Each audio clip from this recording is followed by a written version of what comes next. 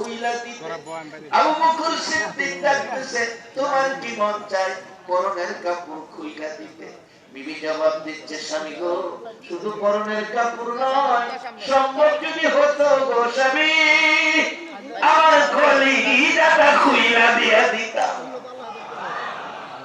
এই গাছুরি লইয়া হাজির হলো আমার নবীটাকে। আমার আবু বকর আসতেছে, আবু বকর হাজির গাছুরি খুলে দিল, পরান কাপড় বাহির হলো। এমন সময় জিবরাইল এসে হাজির। ইয়া রাসূলুল্লাহ, আল্লাহর সালাম গ্রহণ করুন। আমি জিবরাইলের সালাম গ্রহণ করুন।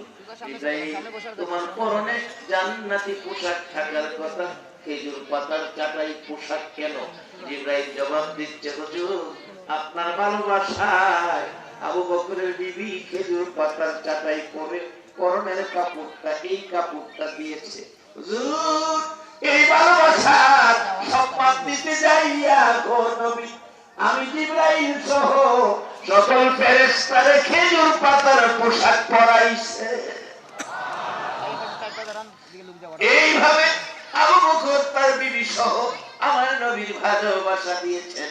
হযরতে বেলাল ডাকতেছে, নবী গো, আপনাকে এত ভালোবাসতেন আবু বকর, আর ইসলামের জন্য কষ্ট করেছে আমার চেয়ে বেশি আবু বকর, এই জন্য এই সালামটা আমি আগে দিলে ফুল ফলের বাগান আসন আমি মালিক হব।